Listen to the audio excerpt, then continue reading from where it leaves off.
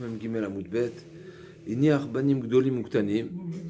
Mem Gimel Amud Bet. Kuf Mem Gimel Amud Bet. Iniach Banim Gdolim Uktanim. Ishbichu Gdolim et Anechassim. Ishbichu Laemtsa. Donc, si le père qui décède et qui laisse des héritiers, certains sont en bas âge, d'autres sont plus avancés dans l'âge, a priori, donc ils sont déjà des Gdolim, et ils sont plus capables de développer les affaires et de réaliser des bénéfices. Alors, les bénéfices seront, donc ils n'ont pas encore réalisé le partage de l'héritage.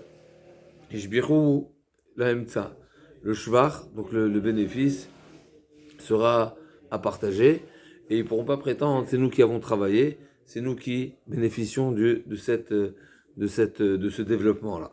Pourquoi ? On considère que par défaut, normalement les frères, on va voir même la femme, une fois quand elle s'investit dans la maison, ils vivent ensemble finalement, l'intention est de faire profiter toute la famille de ces bénéfices, mais effectivement, si les frères, les grands frères ou la femme précisent que leur intention est différente, à savoir qu'ils comptent que le bénéfice soit leur revient à eux et que à eux, eh ben ils sont de droit, ils pourront le réclamer, et on ne pourra pas leur dire ils n'ont pas le devoir finalement de se soucier des frères, n'est-ce pas ? Les grands frères n'ont pas le devoir de se soucier des petits frères. Et donc ici, c'est que une histoire d'intention. Est-ce que l'intention, elle est au bénéfice de tous ou pas ? Donc si imamrou re'u mashenia chaba re'anu osim ve'ochlim ishbichu la'atzma. Donc si ils déclarent que leur investissement est à leur avantage seulement, eh ben ils ont le droit. Alors le Rajbam nous dit, ils pourront dire ou devant des témoins, ou devant le Bedin, ou Betzibour. Je ne sais pas exactement ce que ça veut dire Betzibour, mais en tout cas c'est une déclaration, faire savoir, parce qu'a priori Tzibour et Edin, je ne vois pas la différence, mais en tous les cas, eux, qu'est-ce qu'ils vont prétendre ? Ils vont prétendre, nous, Mitzidé, nous, de notre point de vue, nous on est prêt à partager. Maintenant, vous, pour une raison ou pour une autre, vous souhaitez vivre à la maison, et le partage peut-être ils ne pourront pas s'assumer, donc il est plus pratique de rester vivre ensemble, mais nous on aurait souhaité se séparer et faire notre vie indépendamment. Et donc le bénéfice, il veut nous revenir. Maintenant, c'est pour vous, pour une raison pratique, que vous souhaitez rester vivre de cette manière-là. Eh ben, c'est pas pour autant qu'on sera menotté et limité et conditionné par cette situation qui nous empêchera de faire notre propre bénéfice. Et donc, s'ils l'ont revendiqué et ils l'ont demandé, ils l'ont précisé, eh ben, ce sera à leur compte. C'est-à-dire les grands, ils ont demandé que les Yerusha soient partagés. Donc Rajbam nous précise deux choses. Premièrement, les frères ne pourront prétendre que le bénéfice leur revient seulement si c'est sur leur part. Ils pourront prétendre ça c'est ma part et donc je l'ai développé et j'ai eu des bénéfices. Et deuxièmement, il y a aussi dans ce même Rajbam, il y a une précision, c'est que le Bedin nitatzel Bedin, dans ce même Rajbam, Rachid dit nitatzlu Bedin lachlok. Et le Bedin, c'est a priori, Rajbam aurait pu nous proposer une autre raison pour laquelle le partage n'a pas été fait, mais il a choisi de dire que c'est la responsabilité du Bedin. Sans le Rajbam, j'aurais dit, comme nous avons dit tout à l'heure, qu'a priori, les enfants, les jeunes ont un avantage de ne pas se partager, parce que s'ils vont partager, eh ben, les grands ils vont vivre tout seuls et personne ne sera là pour garantir, pour assurer le bon fonctionnement d'une maison, comme pour la femme et comme pour les adultes. Comment on va faire, comment on va laisser des enfants se débrouiller tout seuls ? Quand il y a des adultes à la maison, ben c'est plus facile, mais quand il n'y a que des enfants, c'est un problème. En tout cas, la Mishnah nous dit, cette même règle s'applique aussi pour la femme. Et la Gemara va demander bien sûr Pshita, quelle est la différence bien sûr, mais la règle est la même. Si la femme n'a fait aucune déclaration, n'a pas fait savoir que son investissement est pour elle-même, eh ben ce sera un bénéfice partagé. Mais sinon, elle a le droit de dire ce que je m'investis, c'est pour ma propre poche. Donc imamra reu masheniach nibali aragno save ochelet ishvicha ala emtsa. Donc si elle, là aussi, pareil, si elle prétend, voilà, ce que ses efforts sont à partir de ce qui lui revient, on va voir exactement, c'est-à-dire quoi ça lui revient. Alors, ou bien elle-même c'est une héritière, ou bien le mari lui a donné une part dans l'héritage. Mais parce que si on parle de la Ketouva, ce serait un problème, parce que normalement, si elle réclame sa Ketouva, dès le moment où elle réclame sa Ketouva, elle n'a plus le droit de vivre, elle n'a plus le droit de vivre. Elle perd ses droits, en tout cas, de continuer à vivre et profiter des biens du mari. Donc forcément, ici, on ne parle pas du droit de sa Ketouva, mais on parle d'un droit ou d'héritage. Et donc, on parle du cas où le mari aurait dit la femme a une part d'héritage comme elle est héritière comme tous les autres. C'est un testament qui peut se faire, ou en forme de donation, ou en forme d'héritage. D'après, forme d'héritage ce sera déjà plus compliqué, mais en tout cas, forme de donation. Ou bien qu'elle-même, elle est héritière parce qu'elle a hérité, elle était fille unique, elle a hérité des biens, comme la Gemara va nous expliquer. Ok, Anoukama Rav Chaviva, Birede Ravse, Birede Rava, Mishme de Rava. Lo shanu la shavchu nechasim mechamat nechasim, aval shavchu nechasim mechamat atzman, ishbichu la emtsa. La Gemara dit c'est seulement dans le cas où le bénéfice et le développement des biens a été par une activité, on va dire, qui était extérieure. C'est-à-dire mechamat nechasim, c'est-à-dire on a investi, on a travaillé, c'est quelque chose qui vient de l'extérieur. Par contre, Mais tant qu'il n'y a pas la Hanouka, donc le Shurak, il appartient à tout le monde. c'est exactement ça la problématique. C'est pour ça que par défaut, ça appartient à tout le monde.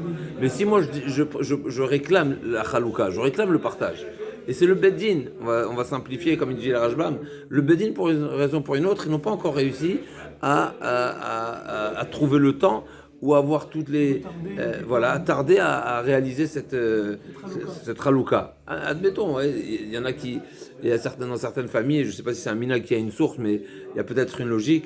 Dans certaines familles, ils ne partagent pas l'héritage seulement après l'année de deuil. Maintenant, pendant cette année de deuil, il faut vivre. Et les adultes, ils veulent que leur bien prospère. Et si, admettons tout simplement, il y a des locations ou autres, mais il faut s'en occuper. Donc l'Agma elle dit, c'est seulement dans le cas où Shafron Nechassim et Chaman Nechassim, c'est-à-dire que les frères n'ont rien investi de leur poche, mais tout vient à partir de la Chalouka. C'est-à-dire, admettons, le père il a laissé un terrain à semer, et il a laissé les graines aussi. Eux, ils ont pris les graines, ils ont semé. Donc s'il nous dit Rajbam, l'autre tacho, d'accord, donc l'ochanou, que les enfants, les jeunes pourront réclamer un bénéfice. Et les chafrou nechassim et chamat nechassim, l'otachou velotziu michelem kloum. Ils ont, alors l'otachou, et a priori si on traduit littéralement le Rajbam, ça veut dire qu'ils n'ont pas fourni d'efforts personnels, mais velotziu michelem kloum, en tout cas ça ce qui est déjà simple, ce qui est déjà sûr. On va voir dans la suite de la Gemara, on parle d'une location, donc il n'y a rien à dépenser. Mais donc la logique est là, finalement, le bénéfice revient, on va dire, à tout le monde, parce que le bénéfice vient proprement du capital qui appartient à tout le monde. Par contre, si ce bénéfice-là, il est mechamat atzman, c'est-à-dire c'est les frères, les adultes qui ont travaillé, et donc donc voilà, il nous dit, le Rajbam, ils ont labouré, ils ont semé, etc. Donc il y a un travail. Donc on peut imaginer qu'il y a des mechamat atzman, ça peut être tout simplement que on peut imaginer que le père avait des esclaves. Donc il avait un terrain, il avait des grains, et il avait des graines, il avait des esclaves. Donc on va dire toute la structure, elle est déjà en place pour que ça prospère et qu'il y ait des bénéfices. Donc ils n'ont rien fait de eux-mêmes, de quelque chose qui leur appartient personnellement. Que ce soit des efforts ou que ce soit l'investissement, tout vient de la caisse commune. Donc la caisse commune, donc c'est normal que ça leur revient. Mais par contre, s'ils ont fait quelque chose qui vient d'eux-mêmes, alors ça leur revient. Tu ne veux pas imposer aux plus âgés de travailler pour les enfants. C'est-à-dire on peut, s'ils ont fait de même. Ça, c'est logiquement, ça leur revient. L'agma dit et là où Daine, même s'il leur a laissé seulement comment l'agma va dire tout de suite, donc il leur a laissé seulement un puits avec son couvercle, n'est-ce pas? Il n'y a pas besoin réellement de travailler ou de faire quoi que ce soit. C'est seulement, c'est une source naturelle. Il n'y a rien à faire. Asrar l'emsa. Même dans ce cas-là,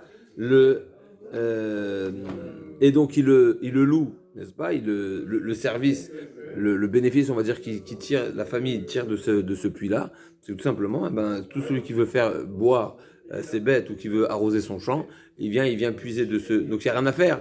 Et malgré tout, c'est marqué Asrar Laemtsa, Va ou Daine de Mechamat Atzmo. Donc l'Agma a dit, a priori, ce puits-là, l'Agma le comprend qu'il y a besoin quand même d'une certaine action qui est l'action des adultes. C'est eux qui sont partis chercher les clients, c'est eux qui se tiennent à monter la garde, c'est eux qui, etc. Donc l'Agma ne comprend pas. Pourquoi tu me dis que dans le cas où les enfants ont été actifs et ont œuvré pour ce bénéfice, pourquoi tu dis que ça leur revient alors que là c'est marqué que pour le puits, ça revient à tout le monde? L'Agma a dit non, un puits c'est facile à garder, même des enfants peuvent le faire. Ça ne demande pas un grand effort, ça ne demande pas quelque chose, ça ne demande pas qu'on appelle ça, une maturité particulière pour pouvoir développer ce business. Donc, Shane ou Daine, Veneturota ou Davida, va filou que talim name, Matsu, Natre, mais Natre, là, même les enfants sont capables de le garder et d'attendre les clients qui demandent à se faire servir. Amrou Reu Machiniar, dès le moment où ils ont dit on souhaite développer le bien, le patrimoine et être les seuls bénéficiaires de ce développement, alors Ishbichou le'atzman, osim ve'ochnim, ishbichou le'atzman. Rav Safra Shavak Avoaz Douzé, la grande raconte une histoire avec Rav Safra. Le père de Rav Safra décède, il a laissé de l'argent. Qu'est-ce qu'il a fait Rav Safra? Il a pris une partie de l'argent, il est parti faire des affaires avec. Et sur ça, l'Agma nous dit Shaklinu avadu iska atu achetavu bedina kame des rava. Donc les frères sont venus réclamer l'ont traîné en justice, si on veut, devant Rava, demandant un partage sur le bénéfice. Et sur ça, l'Agma a dit en tout cas, Amarleo Rav Safra Gavra Rabaou, Lo Shavig Yirse Vetarach Lachine, un grand ridouche. Rav Safra, c'est quelqu'un qui se plonge dans l'étude, c'est une personnalité qui n'aurait pas perdu son temps pour au bénéfice d'autres personnes, même pour ses frères, c'est un ridouche terrible. Et donc, en réalité, même s'il n'a pas déclaré préalablement qu'il a l'intention on va dire d'être le seul bénéficiaire de ces bénéfices, eh ben c'est comme ce qu'il avait dit, et donc les bénéfices lui reviennent qu'à lui. Là, ce qui est intéressant, c'est qu'a priori, on parle d'une iska. Une iska, c'est de l'achat et de la vente, et on aurait pu penser, a priori sans l'agmara, que de l'achat, n'est-ce pas, acheter et vendre, c'est un métier, n'est-ce pas? Un négociant, c'est un métier. Il faut savoir acheter, il faut connaître le produit, il faut le ramener, il faut aller au, qu'on appelle ça comment ça s'appelait le yérid, c'est les salons. Il faut aller au salon, il faut trouver les fournisseurs, trouver les acheteurs. Et donc on aurait pu penser que c'est comme si que tout ce bénéfice en réalité, il est le fruit d'un effort et d'un savoir-faire et donc c'est normal que ça lui revienne de toutes les façons. Parce que l'Agma vient nous dire que c'est seulement dans le cas où le bénéfice, il est à partir du capital, du patrimoine, et qu'il n'est pas l'effort d'un des frères, que c'est seulement dans ce cas-là où le bénéfice, il est partagé. Mais là, a priori, c'est lui qui est parti. Là, on voit que Iska, c'est différent. On retrouve souvent dans la halakha cette notion de Iska. Iska, c'est vrai que pour nous, aujourd'hui, tout est Iska. C'est-à-dire, tout le marché aujourd'hui n'est autour que d'affaires, achat, vente, etc. Bien sûr, il y a les artisans, je ne dis pas non, mais il y a un grand marché qui est pour nous travailler, c'est faire des affaires. Mais en réalité, dans la Gemara, on voit qu'il y a deux choses. Il y a le travail, qui est le travail qui est physique, surtout dans la mode, etc. Et il y a Iska. Iska, c'est autre chose. Iska, c'est un autre domaine. Et ici, encore une fois, de la Gemara, on a l'impression, le fait d'être parti avoir fait l'affaire, l'achat, la vente, le déplacement, etc. A priori, la Gemara ne dit pas que ça s'appelle Mechamat, ça s'appelle Mechamat Atzman, ça s'appelle que c'est les affaires finalement, c'est l'argent qui a donné de l'argent et ça revient le partage aurait dû être, le bénéfice aurait dû être partagé avec tous les frères. Seulement la seule raison ici pour laquelle Rav Safra il a eu gain de cause, c'est parce qu'on considère c'est comme si qu'il avait fait une déclaration préalablement. Au préalable. C'est comme s'il avait fait une déclaration au préalable de dire en réalité, j'ai l'intention de travailler que pour moi. Pourquoi? Parce que c'est Gavra Rabbah. Mais si ce n'était cette considération qu'on avait pour Rav Safra, eh ben on aurait dû partager le bénéfice. Ah, mais c'est lui qui est parti faire les achats, la vente, etc. On voit ici que ça s'appelle Mechamat Atzman. Mechamat Nechassim, Mechamat Nechassim. Donc, Mohamed Nechassim, ils n'ont rien. Ça appartient à tout le monde. Oui. Mohamed Nechassim, ça appartient Mechamat Nechassim, ça appartient à tout le monde. Atzman. Ils ont investi du temps et puis bon. Ouais, alors le temps, voilà, c'est ça le chidouche. Sans la Gemara, on aurait pu penser, aller faire une affaire, le temps, c'est aussi. Eh ben, la Gemara dit non, pas du tout. Finalement, c'est. Voilà, s'il n'y a pas un effort physique, si c'est pas un effort physique qui a donné le résultat, c'est-à-dire, c'est pas l'effort physique sous sa forme générale, mais ça veut dire que c'est un travail. Il a réalisé en réalité, il a construit. Quelqu'un qui laboure, ben, le labourage, c'est lui. S'il a construit quelque chose, c'est lui. Même s'il y avait du bois, finalement, sa réalisation, c'est ça. Le produit fini, c'est sa réalisation. Par contre, acheter et vendre, même s'il y a même un savoir-faire, même s'il y a du temps, il y a même si ce qu'on veut, finalement, tu ne veux pas dire que tu as une part de ton être dans la chose. C'est un chidouche terrible. Un chidouche, encore une fois, qu'on le retrouve dans plusieurs domaines, mais c'est ce qui est marqué ici dans la Gemara. Aïcha Shishbicha Nechassim Shishbicha Lemtsa, pareil, cette même notion qui s'applique pour les frères s'applique aussi pour la femme. Alors la Gemara va demander deux questions ici qui nous interpellent. Premièrement, qu'est-ce qu'elle fait la femme dans l'histoire? Et deuxièmement, pourquoi faire une différence entre la femme et les frères? Donc premièrement, pourquoi faire la femme? La femme, elle n'a pas une part, elle n'est pas héritière, la femme, elle a sa Ktuva. C'est tout, mais là on ne parle pas de la Ktuva, parce que si elle a réclamé sa Ktuva, encore une fois, dès le moment où elle réclame sa Ktuva, elle n'a rien à faire à la maison. Mais si le mari a laissé une part pour elle, donc. Il a fait, ça va être la réponse d'Agmar, effectivement. Mais on ne comprend pas, à la base, la Michel ne nous précise pas, elle nous dit, et pareil pour la femme. Qu'est-ce qu'elle a à faire la femme ici? Deuxièmement, pourquoi, une fois qu'on aura répondu, qu'est-ce que la femme fait à la maison, qu'est-ce que la femme fait dans les biens, pourquoi ce serait différent des autres héritiers? Pourquoi la femme... Si par exemple, demande... le fait qu'elle s'occupe des jeunes, elle n'a aucune part. Ça ne lui donne pas une part, par défaut, une part de privé. Elle fait partie de la maison. Comme tous les autres, comme tous les enfants. C'est-à-dire quand on a une caisse qui n'est pas... On a le patrimoine du père qui n'a pas été partagé, on en profite tous à part égale. Mais pas... Là, elle veut mettre sur son compte. Elle s'occupe des enfants. Si elle ne s'occupe pas des enfants, elle peut aller ailleurs travailler et puis elle a un salaire quand même.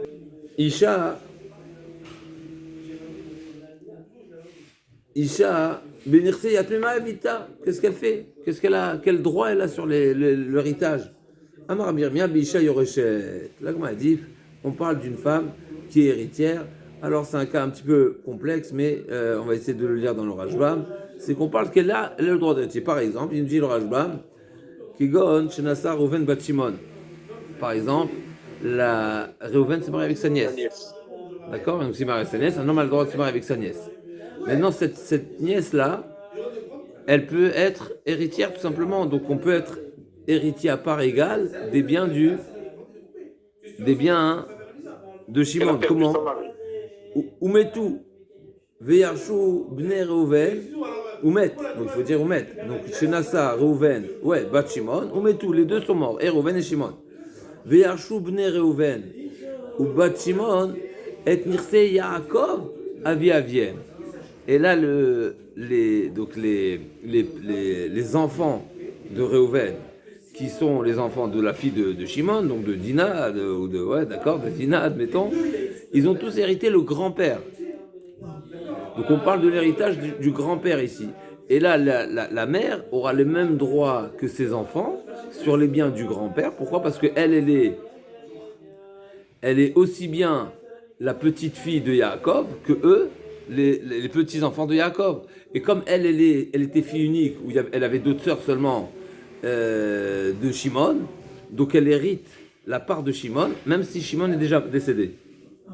Donc Reuven est décédé, Shimon est décédé, on vient hériter le grand-père. Autant, de même que les petits-enfants qui sont les enfants de Reuven, donc qui sont les enfants de la fille de Shimon aussi, ont une part d'héritage sur le patrimoine du grand-père, pareil, Dina, qui est la fille de Shimon, qui était une fille héritière, parce que Shimon n'avait pas n'avait pas de garçon, elle était la fille unique, il y avait d'autres filles, donc ils héritent tous le grand-père, à part égale. Donc elle est mère des petits-enfants, et elle a une part égale aux petits-enfants, à ses propres enfants. Un bon ridouche. Mais dans Stamagav, ça pourrait ne pas être ses enfants aussi. Hein. Juste pour la parenthèse, elle pourrait être la femme de Réhouven sans être la mère des enfants de Réhouven. Un sujet qui n'est pas développé dans la Gemara, c'est est-ce qu'on parle qu'elle réclame sa Ktuva? Elle ne réclame pas sa Ktuva. Donc si déjà, on va le rappeler aussi, on va le préciser, il nous dit le Rajban, Veu delo shakla maisonné.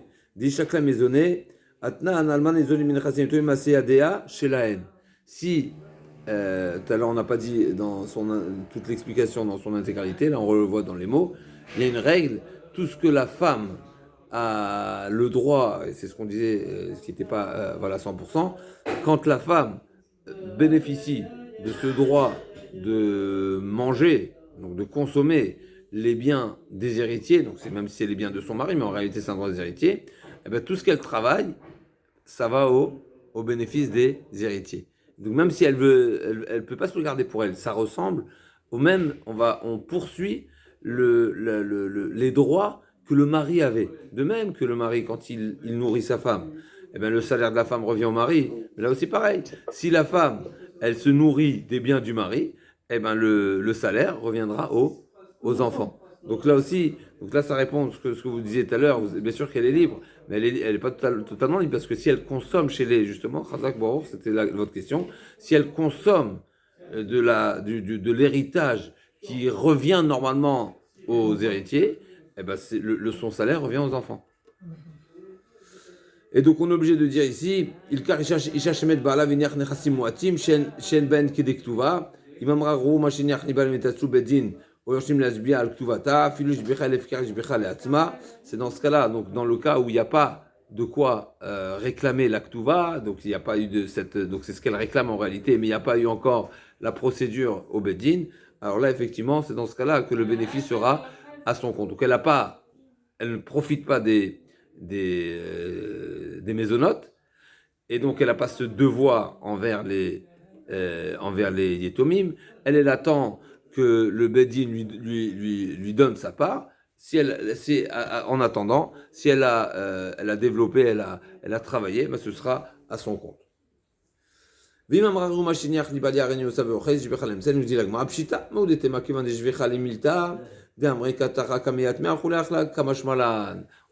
Gemara a posé la question, quelle est la différence? Pourquoi le Mishnah a eu besoin? Pourquoi il était nécessaire de nous préciser que la règle qui s'applique pour les grands frères s'applique aussi pour la veuve? La Gemara dit parce qu'on aurait pu dire que la veuve, par défaut, même si, dans tous les cas plutôt, elle est mochelette, elle cède ses droits en faveur des Yetomim. Pourquoi? Parce que c'est à son avantage d'avoir cette réputation de s'investir en faveur des Yetomim. Donc on aurait pu croire qu'elle a toujours l'intention de céder, même ce qui lui revient, le céder aux Yetomim.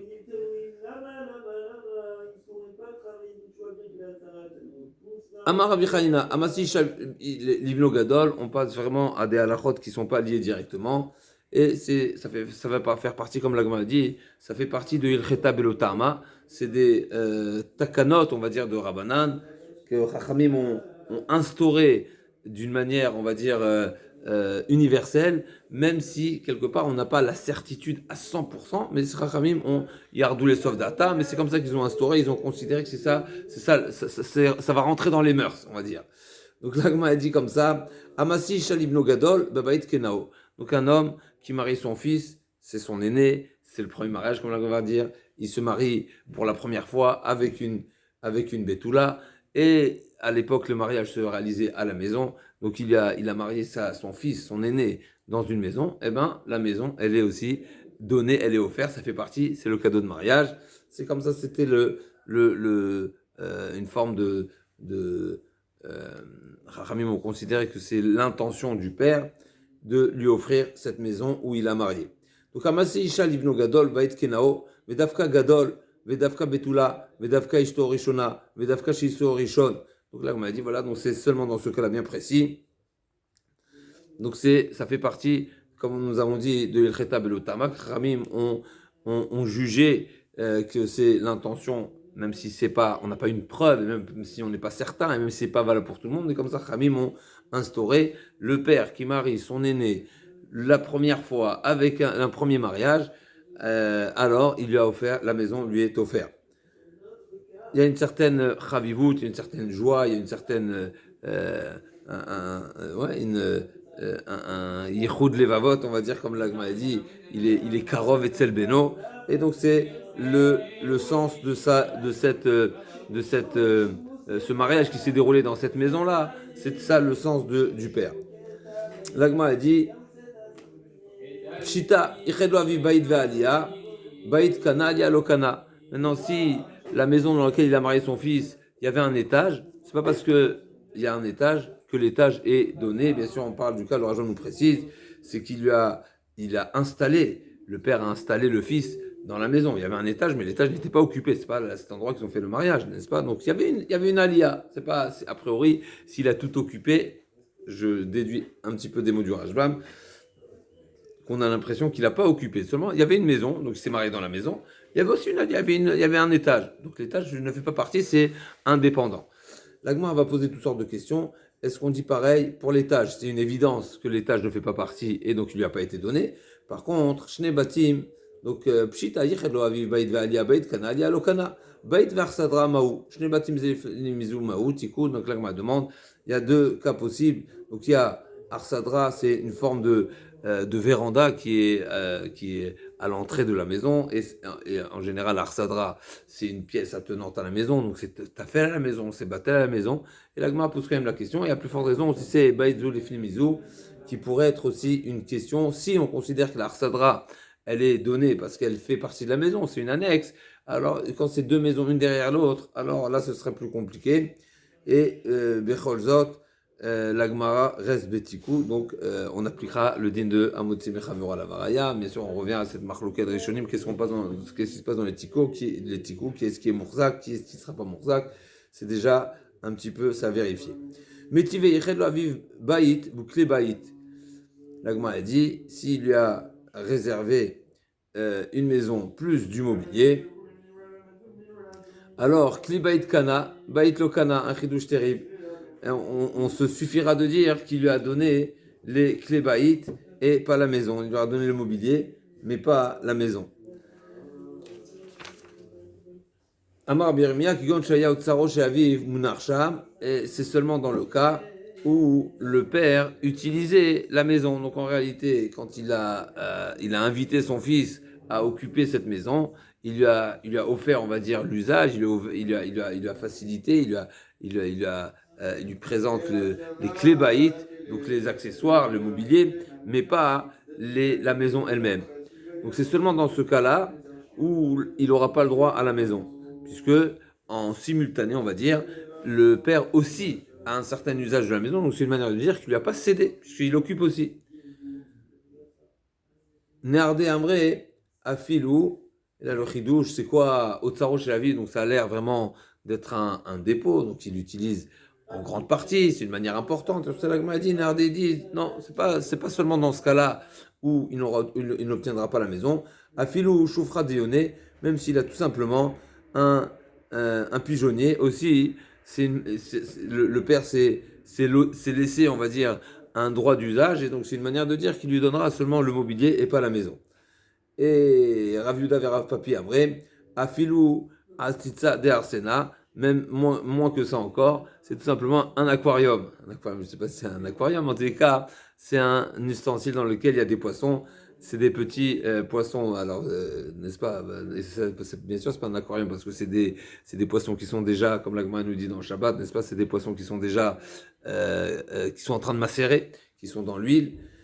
Et Marzoutra, Marzoutra ne s'est livré, Vetalale Sandela, et donc Marzoutra a marié son fils dans une maison, et il a suspendu une chaussure de manière à montrer qu'il a toujours un usage dans cette maison, et donc il n'avait pas l'intention. C'est intéressant pourquoi il a eu besoin de faire de cette manière-là.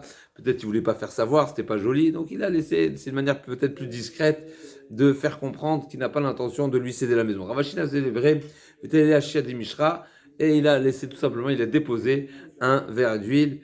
Et bien mettre là aussi, c'est intéressant, c'est intéressant pourquoi ils ont agi de cette manière-là et ils n'ont pas dit les choses explicitement. Ok.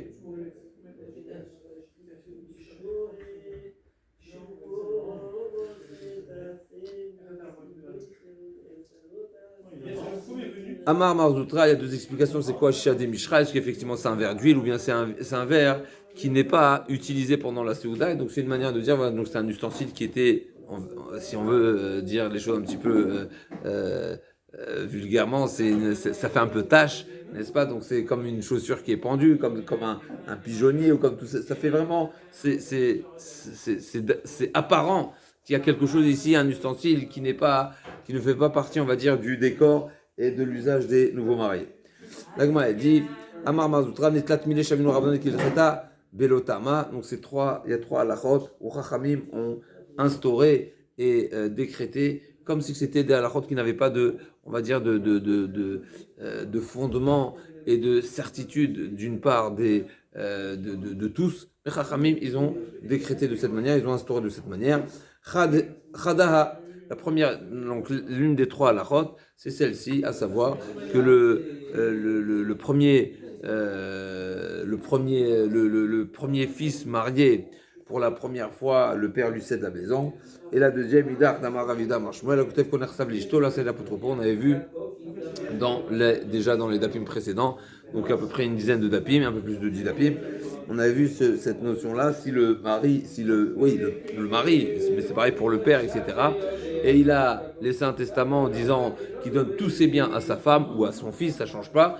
Eh ben le fils ou la femme n'est seulement apotropos, n'est seulement tuteur, et il n'avait pas du tout l'intention de donner tout l'héritage à sa femme et abandonner ses enfants ou bien même ses autres enfants. C'est un d'entre eux. Donc à côté, il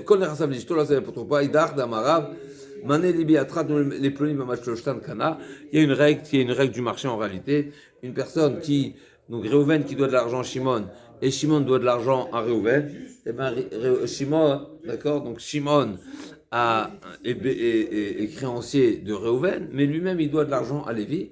Ben, si Shimon dit à Réhouven, l'argent que tu me dois, donne-la à Réhouven, et bien Réhouven, immédiatement, il est zoché dans cette dette et il lui doit, cet argent qu'il lui doit, c'est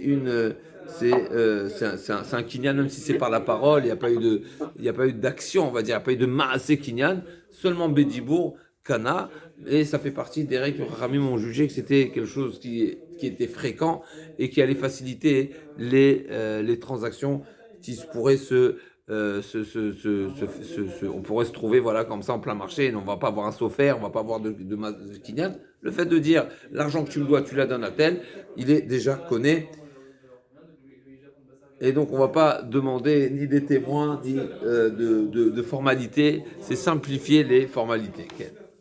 Alors encore un petit passage, on va essayer Bezrat Hashem, la Mishnah suivante. Achin Hashum Shenafal, Echad Mehem, Lumanut Nafal Emtsa, Chalam Nitrapé, Nidrapé Mishnah. On a un chidouche ici. Donc à l'époque, il y avait comme le Shmuel a mis en garde, quand les bénis Israël ont demandé un roi, Shmuel les a mis en garde et leur a fait savoir que sachez que le roi a le droit de venir prendre et vous imposer à venir travailler en faveur du roi, en faveur de la nation, en faveur du pays. Et quelque part, on n'aura pas le mot à dire, n'est-ce pas? C'est un petit peu parfois, ça fait partie du droit du roi.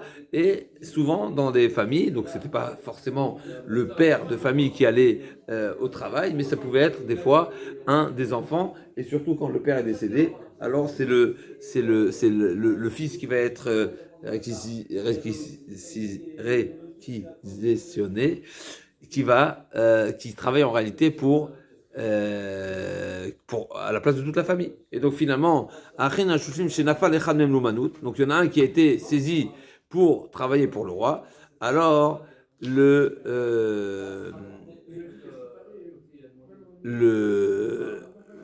le bénéfice, on va dire, que les frères ont pu avoir et obtenir pendant cette période où il n'était pas là, il n'avait pas la possibilité de faire partie de cette association, eh ben il sera aussi partagé. Pourquoi ? Parce que en réalité, quand il y en a un qui a été saisi par les autorités pour travailler, eh ben il remplace le devoir de chacun puisqu'il a remplacé le père qui est décédé.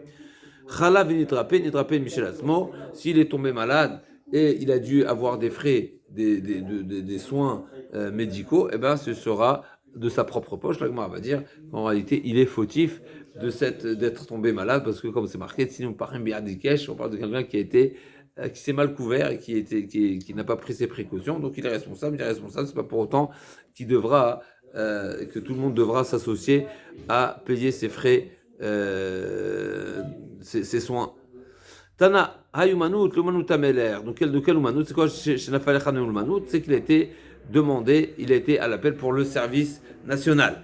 Tanu Rabanan, Echad Menachem Sheminu Gabay, Opul Mustus, Imechamat Achim Lachin, Imechamat Atzmo Leatzmo. Donc, une personne, comme on a dit, celui qui a été pris pour ou pour être policier, comme il nous dit Rajbab, ou bien qu'il a été pris pour l'armée. À l'armée, ça revient au même. Donc si c'était l'habitude de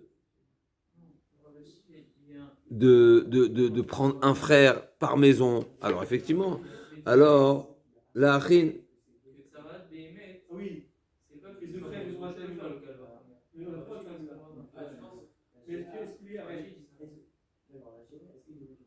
Mais si mechamat atzmo, alors c'est les atzmo. Donc ça veut dire si il fait partie de la famille et on a choisi un parmi d'autres, alors effectivement les intérêts seront aussi partagés. Par contre, si lui il était particulier, il avait des capacités, il avait des facultés particulières, eh ben le bénéfice sera à son propre compte. L'Agma a dit L'Agma a dit si c'est un qui est pris, l'habitude est de prendre un par famille, eh ben le partage sera pour tous, le bénéfice sera pour tous. Mais c'est évident. L'Agma a dit non, on parle ici d'un.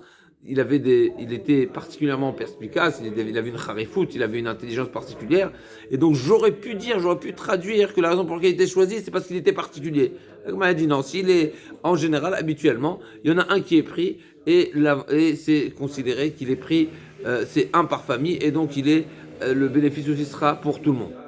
Tanoura Banan, Echad Mina Achin, Shnatal Matei Mzuz Limot Torah ou Limot Umanut, Echad Achin ou Marlo, Imata Etzlenu, Ishtcha Mezonot, Imenata Etzlenu, Enlecha Mezonot. Les frères peuvent dire, donc il y a un des frères qui a décidé d'aller faire des études. Il est parti étudier la Torah, il est parti faire des études. Donc il a pris sa part, et aujourd'hui il n'est pas à la maison. Donc s'il n'est pas à la maison, il n'y a pas la main d'œuvre. Donc ils peuvent lui dire, je ne comprends pas, si tu n'es pas là, eh ben, t'as pas n'est-ce pas, Imenata Etzlenu, tu n'auras pas les Mezonot. Tu ne peux pas profiter et ne pas participer. Donc ou bien tu es présent et donc tu bénéficies des avantages, ou tu es absent et donc tu participes pas, tu n'as pas les avantages. Donc, mais c'est pas seulement par question de participation, c'est que des maisonnotes, quand on est dans une même maison, une marmite qui se partage à 10, n'est-ce pas, eh ben, ça coûte pas aussi cher que si on devait envoyer 10 parts à 10 personnes qui sont à 10 parts indépendantes. Pourquoi c'est comme ça, Ner Lechan, Ner Lemea, il y a plus de, comme l'Agma a dit, c'est pas Ner Lechan, Ner Lemea, c'est Birkat Tabaït, il y a la bracha dans une maison selon le nombre selon le. Et donc il ne peut pas dire, non, il ne peut pas lui dire qu'elle. Il ne peut pas lui dire, donnez-moi des maisonnotes, je demande une pension alimentaire, moi je fais des études, il me faut, même si quelque part, on va dire, c'est le montant qui aurait été, qui lui reviendrait, parce que c'est un strict minimum, oui, mais ça vaut moins cher que si tu vivais à la maison. Donc toi, tu as décidé de faire ta vie, ok, mais on n'est pas responsable. On n'a pas le devoir de participer à titre personnel et de cette manière-là les maisonnotes. Donc il a dit Mata etzenu shcha mezonot, Mata etzenu lecha mezonot. L'Agma dit Velit voulait kolecha deité. Il fallait t'as qu'à lui donner ce qu'il aurait consommé en étant à la maison. Donne-lui quand il est à l'extérieur. L'Agma a dit non, ça c'est quelque chose qui se partage pas de cette manière. Pourquoi? Mais c'est les Ravuna d'Amaravuna, Birkat Abayit Beruba. Il y a le nombre de personnes qui se trouvent dans une maison, et là ça revient à ce qu'on a dit tout à l'heure, chacun est, on va dire, est actif pour ramener la bracha dans la maison. Donc finalement, plus il y a de personnes qui se trouvent, qui sont présents dans la maison, plus ça amène la bracha. Donc finalement, c'est ce qu'il lui réclame. Il dit, finalement, en n'étant pas là, eh ben, il y a moins de bracha à la maison. Même si c'est quelque chose qui n'est pas visible, c'est une ta'ana qui est entendable. Vélit voulait les fibrikatabaït, achinami, l'agma a dit effectivement, mais il pourra réclamer selon ce qu'il y a à la maison. Donc selon ce qui aurait, selon ce qu'ils prétendent que en n'étant pas là, ça manque de bracha. Alors je ne sais pas comment ça se calcule, mais en tous les cas, il pourra quand même réclamer un petit quelque chose et ils vont lui retirer un petit quelque chose aussi. Ok. S'il est tombé malade, eh ben les frais, les soins médicaux, eh ben c'est lui qui en est responsable. L'agma a dit, c'est seulement si il est tombé malade il a été fautif de cette maladie. Et comme l'agma a dit, mais sinon, alors il pourra réclamer les frais de santé. Ils peuvent être pris aussi de la caisse commune. L'agma dit quel type de maladie ou quel type de personne est responsable de sa maladie. L'agma dit qu'il une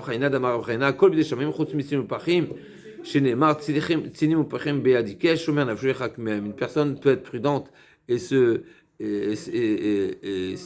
échapper à un froid, au rhume, etc. Et c'est celui qui est Ikesh, n'est-ce pas, celui qui est sans tête à ne pas faire attention, qui risquerait de tomber malade, donc il est fautif de cette maladie. Alors, le Tosfot nous rappelle une précision, c'est une notion qu'on retrouve dans Ktuvot aussi.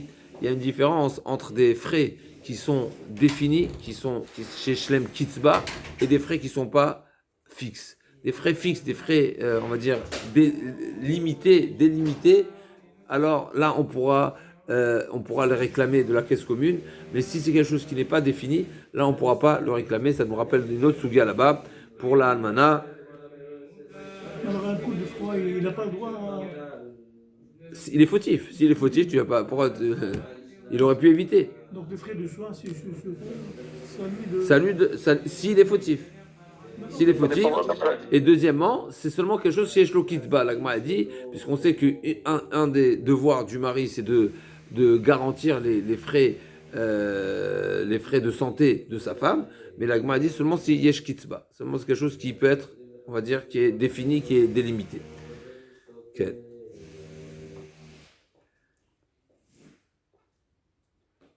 On se retrouve demain, Bezatou Yitbarach, pour la suite, Kouf Memdaet Amoudbet, Bezatou Yitbarach.